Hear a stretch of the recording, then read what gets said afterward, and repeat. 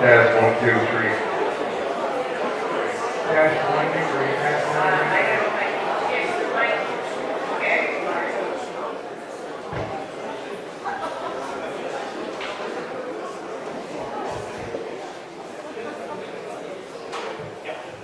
Testing, testing.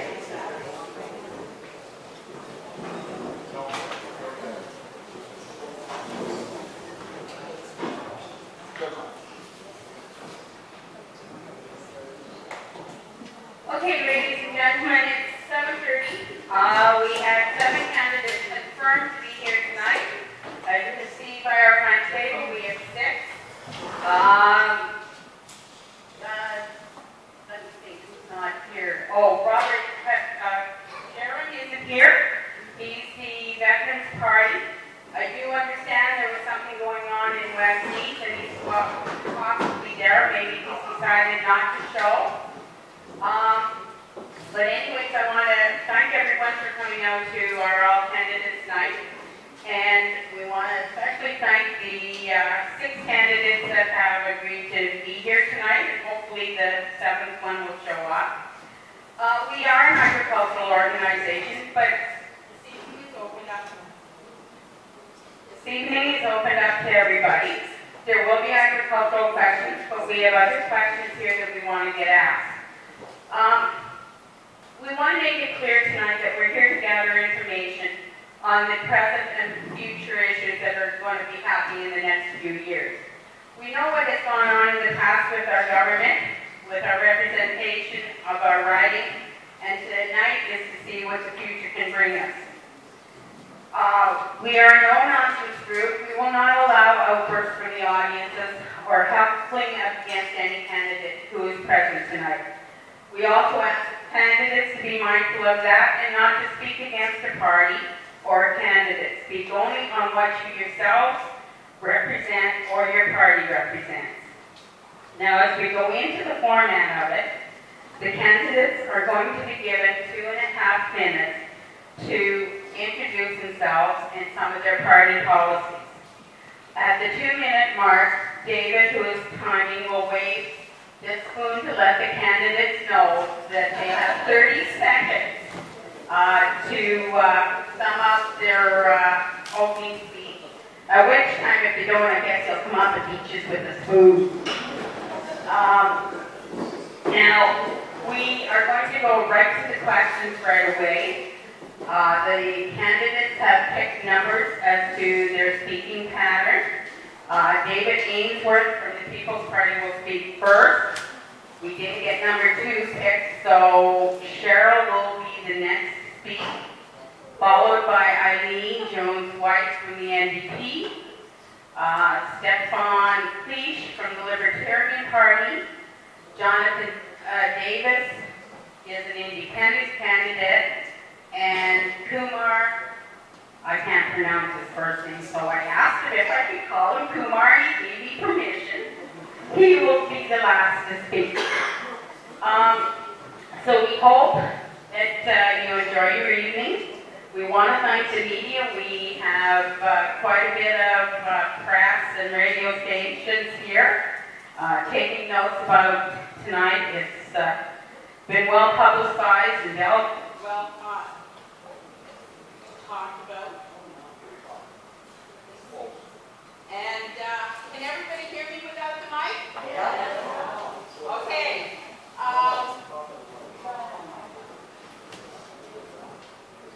It's not working.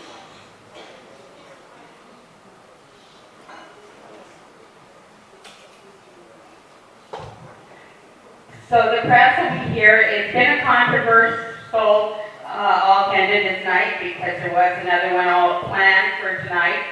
But anyways, like I said, history is history. We're here tonight for the present. So without further delay, you're not here to hear me. You're here to hear the candidates. And I'll turn the microphone over to David Ainsworth.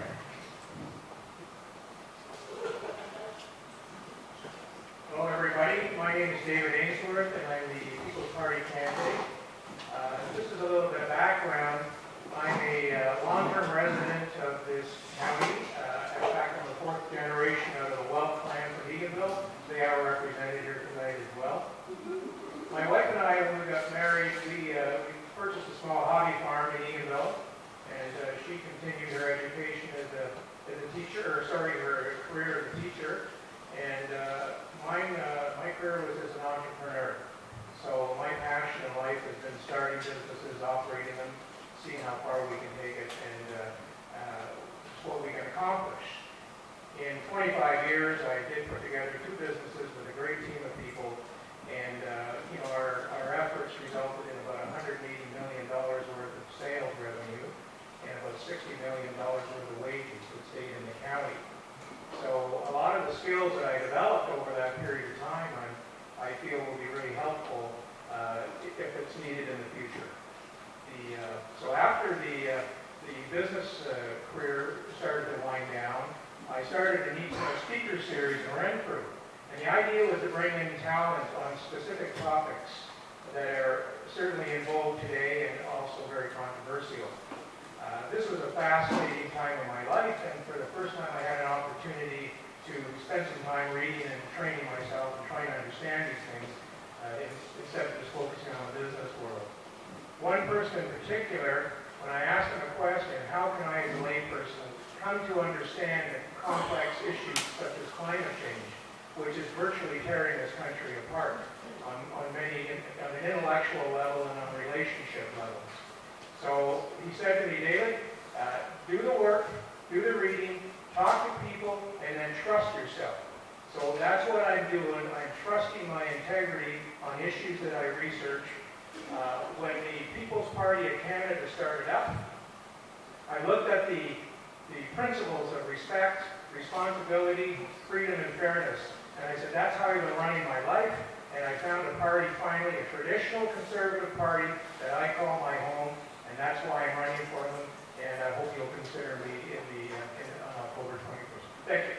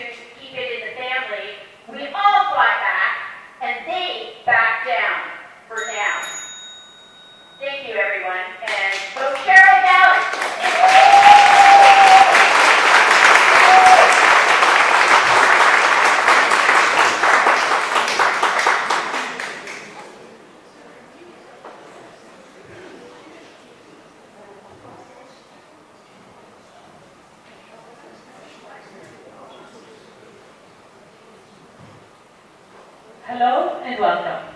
My name is Eileen Jones-White, your NDP candidate. Thank you to the OFA and thank you to everybody who is here this evening. As an active volunteer in the community and a teacher of over 25 years, I have seen the struggles of families trying to get by on so little. I have seen the disparities of opportunity. I have also seen how supporting people can lift them up and help them fulfill their potential. Investments in people not only help individuals, but create a richer and more caring society. The NDP reflects the Valley way of life. We do not stand by and watch others struggle. We help each other out. We look after each other. The NDP will help ordinary Canadians meet ends meet. In 2020, all your medications will be paid for with your health card, not your credit card. Not only does this improve people's health, it saves the average Canadian family $500 a year. Across Canada, we will save $4.2 billion in prescription costs, and employers will no longer have to fund drug plans. The NDP will do so much more to make life more affordable. We will bring cell phone costs down to a global average, raise the minimum wage, cancel all interest on student debt immediately, and build 500,000 new affordable homes. Local farmers have talked with me about the real threat posed by our intense, unpredictable weather, and about how industrial-scale agriculture and processing harm family-owned farms and local processors. These changes bring food insecurity and hurt rural communities. We need a national strategy that is food and farm-focused. The NDP National Food Strategy Plan will work with local farmers to strengthen community-supported agricultural and regional networks. This will increase the amount of food that is sold, processed, and consumed locally. Top economists and scientists all agree that carbon pricing works. It motivates large and small polluters to reduce carbon emissions. But carbon pricing is not enough. The NDP will reduce greenhouse gas emissions in line with Paris Agreement. We will expand training and education for clean energy jobs, invest in zero carbon housing and transportation, and eliminate Canada's fossil fuel subsidies. The NDP, we take protecting the environment very seriously. The NDP is the party which stands for all Canadians, not a select few. Vote NDP, we're in it for you. Always have been.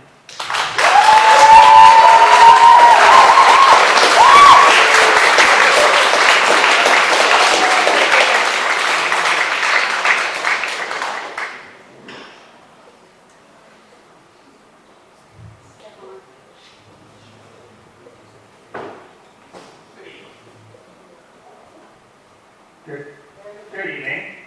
I'd like to preface my comments by giving my thanks to the Ontario Federation of Agriculture for contributing to the democratic process.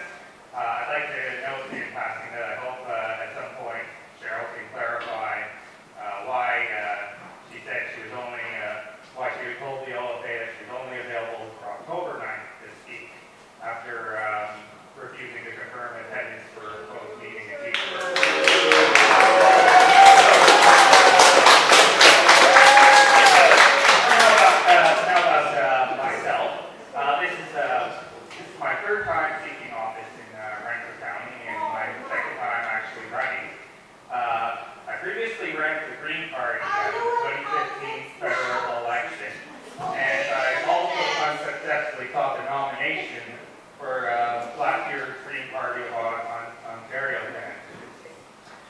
Last year, however, I was expelled from the Green Party for respectfully persisting in disagreements with the leader of this May.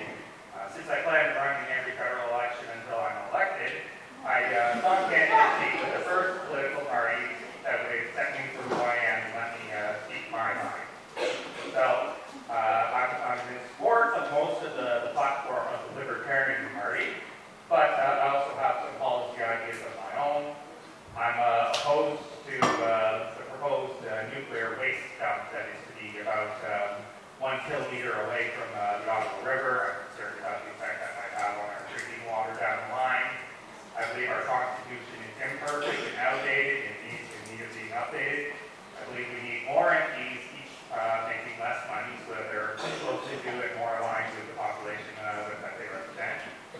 In conclusion, I hope that you will have to vote for liberty in this election or in a future election, and I hope you will keep in mind the interests of the next generation of Renfrew and Pembroke when you cast your vote. Thank you.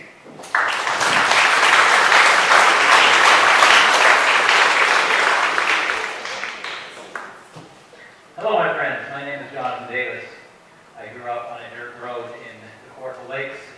I went to University of Toronto and traveled the world, and since 2017 have moved up here to the Renfrew and Pembroke area with Killaloe on a hobby farm, an eco village off-grid intentional community where I chop wood, carry water every day, and use the outhouse as flush toilets. I'm running in this election to raise public awareness about important issues that I think matter, I know matter, to each and every one of us in this room. I'd like to ask a question. Does anyone in this room remember approving of our system of government? Does anyone know anyone alive or dead who ever consented to the system of government that we're using right now in Canada? No. No one in Canada ever consented to our type of government that we have. It was given to us as an imperial order by Britain. And in actuality, it is not actually a government of the people, by the people. It is a company. Canada is a corporation that is listed on the United States Securities and Exchange Commission. We are not the shareholders of this company. We are the assets. Our birth certificates are borrowed against to create our money supply on behalf of foreign banks at interest. In the last 45 years, Canada has borrowed money for our money supply from the Bank of International Settlements, and we collectively have paid over $1 trillion in unnecessary compound interest to foreign banks for the creation of our money supply, which prior to 1974, we created for ourselves for free via our publicly owned Bank of Canada. This is a massive fraud that is ongoing and being perpetuated on every one of us. We are all being deceived as to how this all runs. I appreciate and admire everyone sitting at this table, and I'd like to remain friends with every one of them and all of you for the rest of my life. And I know that we can all do better as people of Canada and create a system that we all actually agree upon and can work together through, where your vote can actually count. I suggest we all get together in the biggest town hall meeting that the world has ever seen and come up with a new system of government that represents our interests and where we can actually have truth, transparency, and accountability in everything that goes on in Ottawa from now on. Thank you.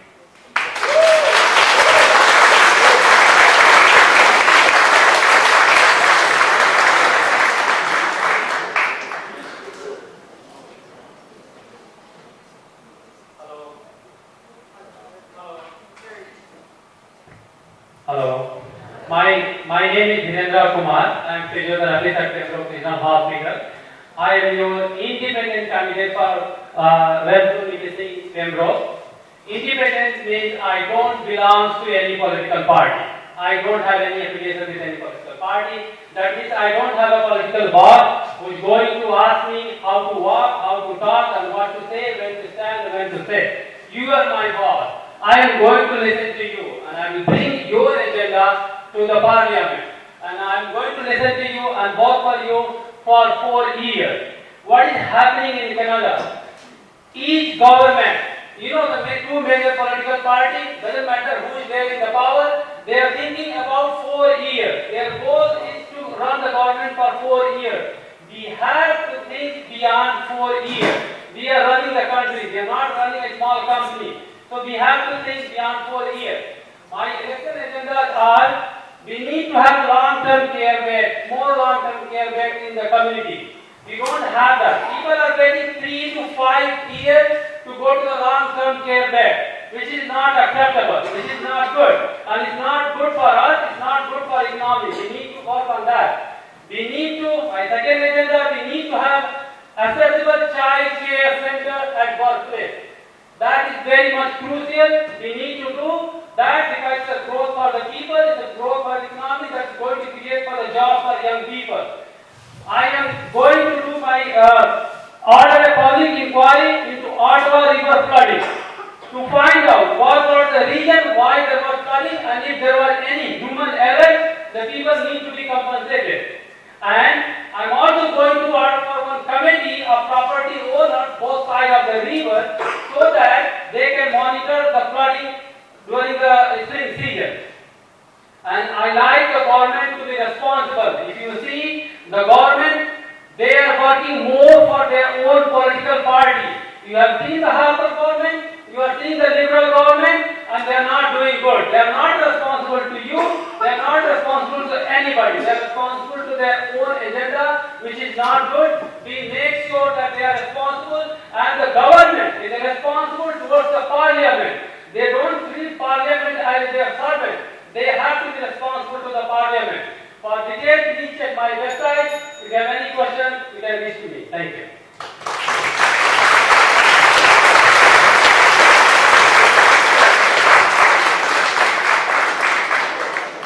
Thank you, candidates. Now, our first question, and we'll go in the order because David spoke first on the opening. We'll start with Cheryl answering the question first, followed by Eileen, the typical order as you spoke on your opening. First question is, how will you help bring rural infrastructure, i.e. broadband internet, to rural Ontario?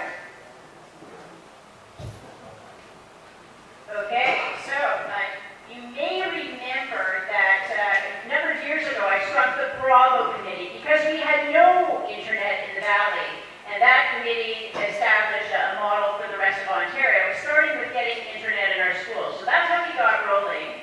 And this week, Andrew Scheer, the leader of the Conservative Party, announced our rural commitment to internet.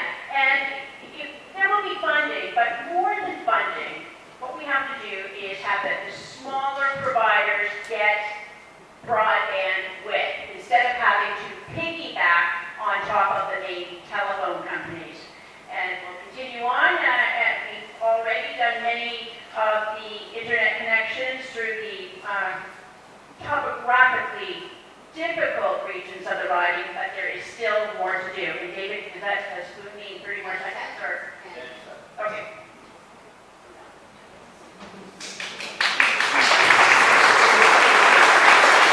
My apologies, Cheryl, I should focus. For the rest of the candidates, when you're into the question 50 seconds, the spoon will wait to let you know you have 10 seconds to wrap up.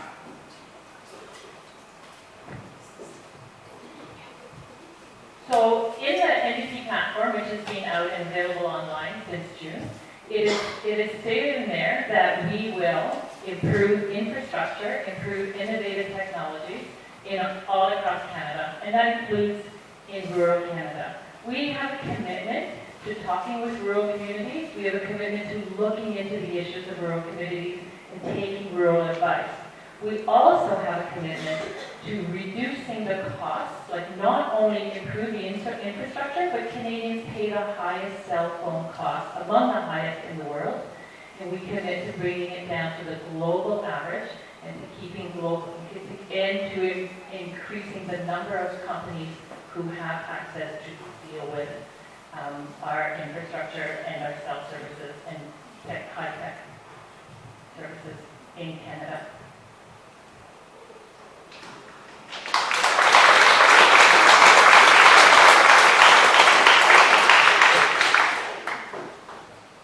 Stefan?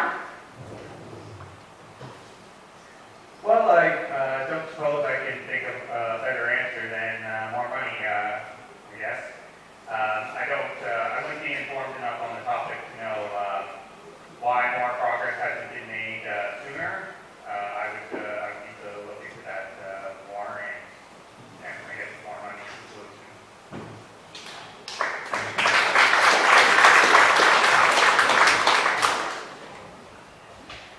The first thing we as Canadians have to do is get the criminals out of our government. Sorry to say this, you don't know this. Our government is not a free democracy that represents the people. Its interests are dictated by financial oligarchs of the world, the banking class, who decides how much money we're even allowed to use in our country, and we're not actually able to self-determine as sovereign beings until we take back that right via a constitutional convention and rewrite our country and our government as we, the free people of Canada. And I invite everyone to this process from this moment on.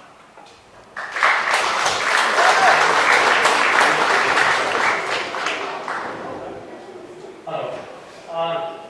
Well, you know most of the corporations, they dictate their terms and conditions to the government, doesn't matter which party is in power. So I am very doubtful what they are going to do, but obviously we need to have more funding for the broadband, and that's the best option to do. And if you ask me where they are going to get the money, stop illegal immigration, use that money for broadband, and that's required. Thank you.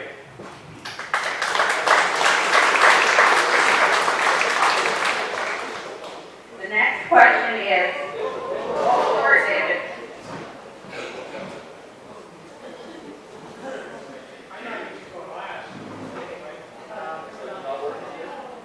And are we on now? Okay then.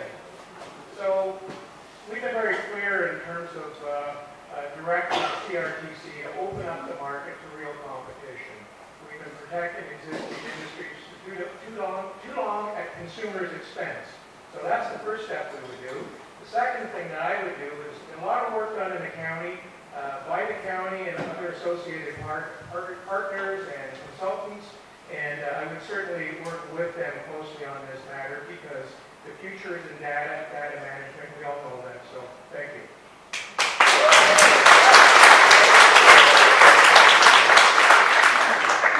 Okay, the next question has to do with debt. Our debt is now in billions. The interest is in the order of $1 billion per month. Can the Conservative government work